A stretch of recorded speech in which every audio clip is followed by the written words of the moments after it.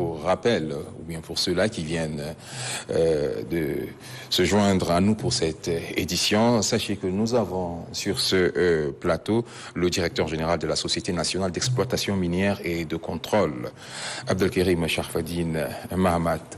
Merci, monsieur le directeur général, de nous accorder cette interview, parce que nous venons de le voir, vous venez tout juste de boucler cette journée porte ouverte. Donc, un agenda bien chargé. Monsieur le directeur général, pourquoi les journées portes ouvertes maintenant? Pourquoi pas avant? Pourquoi maintenant? Et qu'est-ce que vous cherchez? Merci, monsieur. Pour les journées portes ouvertes ou journées de promotion du secteur minier, nous avons pensé à organiser ces journées. Dans un premier temps, c'était une volonté affichée de nos plus hautes autorités du pays de rendre le Tchad un pays minier.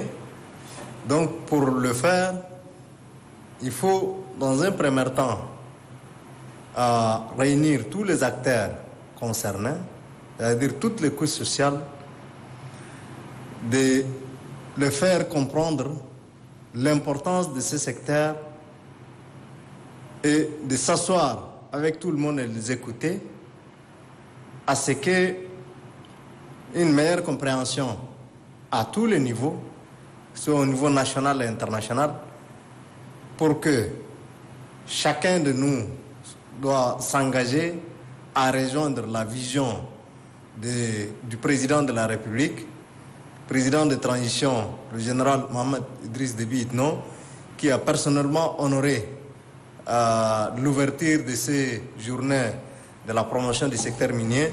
Donc il faut que le peuple tchadien, les acteurs sur la ligne s'impliquent et se rejoignent à cette politique affichée de plus haute autorité de notre pays.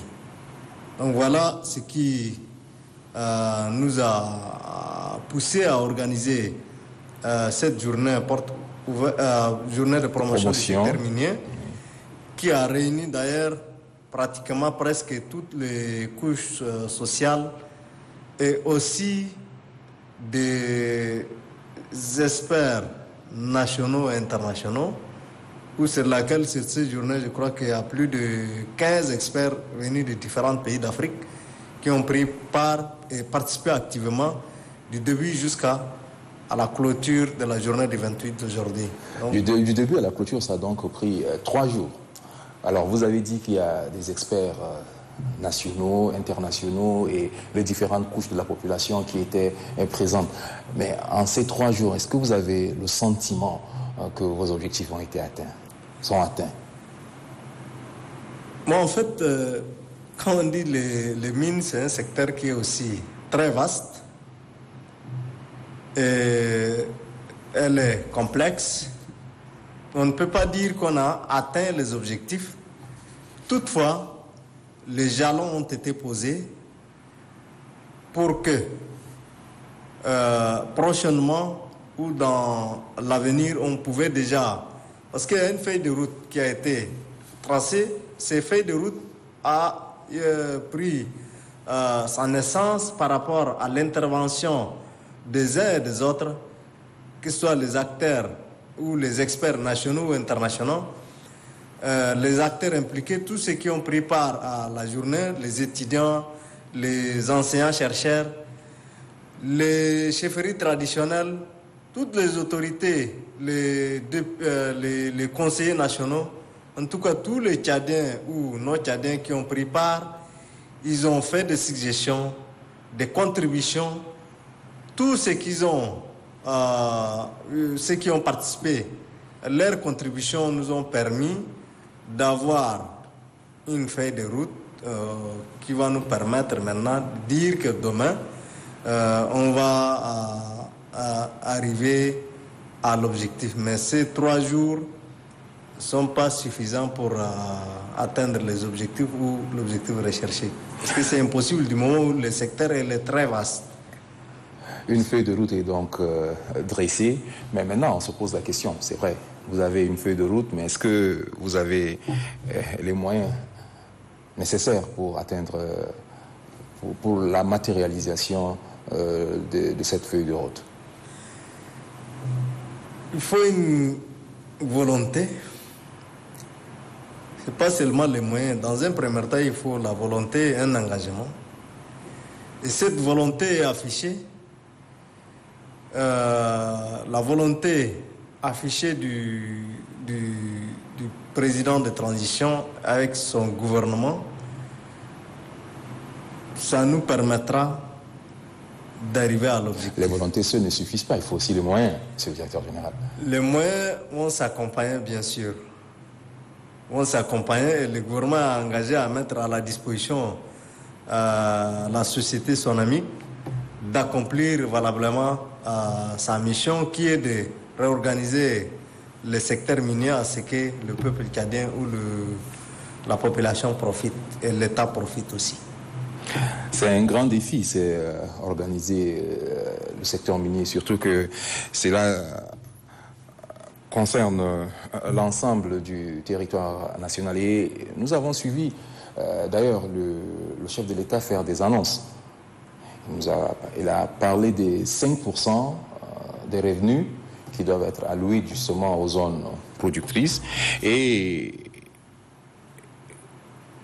il a également parlé de la création de 4 usines d'exploitation de l'or. Quel commentaire avez-vous à faire sur ces annonces? Nous, en fait, du moment où nous sommes les responsables ou les acteurs principaux qui vont traduire les actes, les annonces du chef de l'État de mettre en œuvre, nous allons s'engager valablement à traduire les annonces du chef de l'État en actes concrets sur le terrain.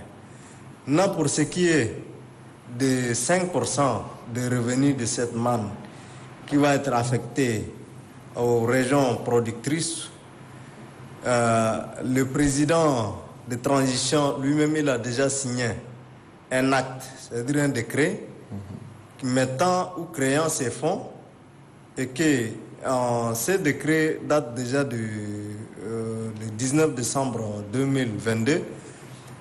C'est le décret numéro 120.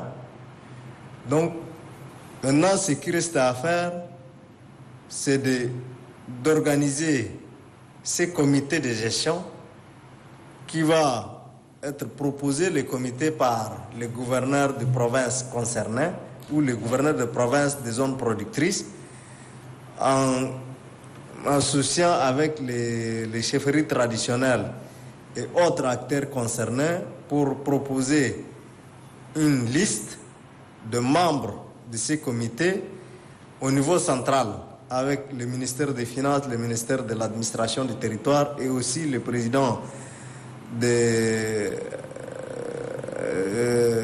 Conseil national de transition, sur laquelle les conseillers nationaux des zones productrices seront membres aussi de ces comités de gestion.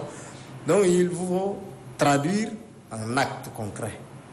Et pour le traduire, il faut la mise en place de ces comités. Et ces comités vont gérer maintenant les 5% des revenus de cette manne qui est le mine. Ils vont gérer les 5% qui revient aux zones productrices. Nous allons un peu nous apaisantir sur l'autre aspect de sa déclaration, c'est-à-dire les 4 usines d'exploitation de l'or. 4 usines. Est-ce que ça veut dire que nous sommes vraiment un scandale géologique? Est-ce que ça veut dire qu'il y a de l'or un peu partout sur le territoire national? C'est l'autre lecture qu'on fait parce que 4 usines d'exploitation, c'est pourquoi 4? Ou en fait, pour le moment, on parle que de l'or. Au Tchad, ça regorge aussi d'autres minéraux qui sont encore inexploitées. Et là, pour ce qui est 4 usines d'exploitation de l'or, on peut dire au-delà même. Parce que quand vous voyez dans les différentes provinces où aujourd'hui il y a l'activité de l'orpaillage qui est dans presque 8 provinces en ce moment, les 4 usines c'est insuffisant. Mais que dans un premier temps, il faut commencer par les 4.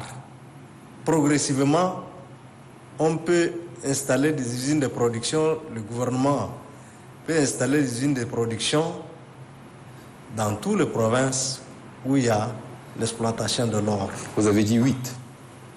Bien sûr. Ça veut dire que... Mais comment comprendre alors où vont alors les ressources de ces... Parce que vous dites 8, ça sous-entend que c'est une grande production également d'or qui s'est fait. Or, nous savons que 80% des ressources de ce pays viennent du pétrole. Alors, l'or, tout ce qui est produit, ça va où? L'apparition de l'or au Tchad, dans certaines provinces, ça ne date pas d'aujourd'hui, mais c'est une question d'organisation.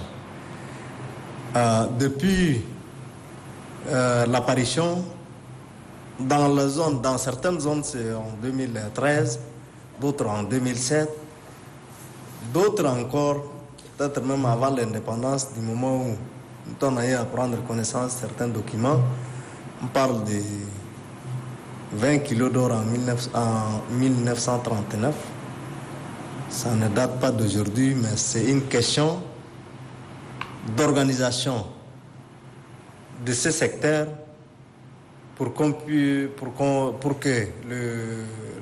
peuple tchadien profite, pour que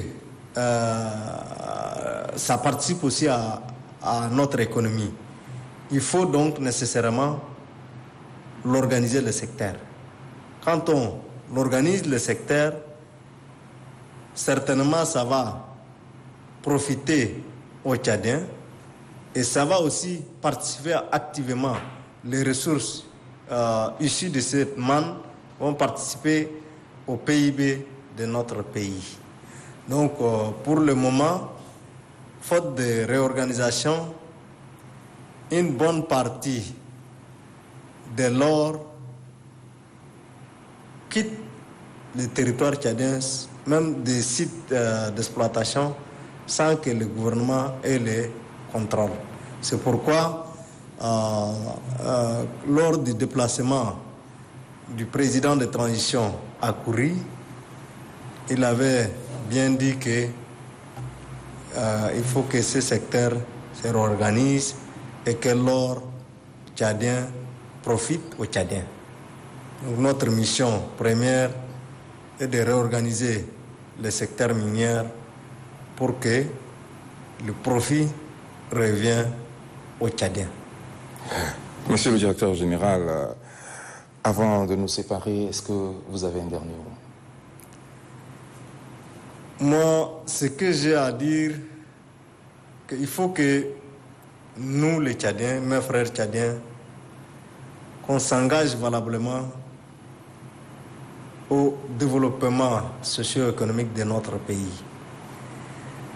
Pour ce faire, il faut que nous rejoignions à la volonté politique affichée du président de transition qui voulait faire du Tchad un pays minier. Pour ce faire, il faut que nous les Tchadiens, mes frères Tchadiens, laissons à côté nos querelles, s'engageons valablement à construire notre pays en se mettant au travail, exploitons nos ressources propres à nous, qui est d'ailleurs l'occasion aujourd'hui pour l'exploitation de l'or. C'est à tous les Tchadiens, de loin ou de près, ceux qui veulent faire ou profiter de cette l'or qui est dans notre pays, se mettre au travail, et avec l'entreprise ou sans entreprise de manière individuelle ou collective, ou avec l'entreprise, chacun est libre aujourd'hui. Il suffit juste de respecter la réglementation en vigueur et puis respecter les taxes de l'État afin que chacun de nous profite de cette manne pour que ça permettra de développer notre pays. Aucune autre personne ou une autre entreprise étrangère ne pourra venir développer notre pays à notre place. Donc, enfin, rejoignons à cette politique affichée du président de transition et de son gouvernement pour développer notre pays. Se mettons à exploiter et organiser les ressources minières de notre pays. Merci, monsieur le directeur général. Le message est passé.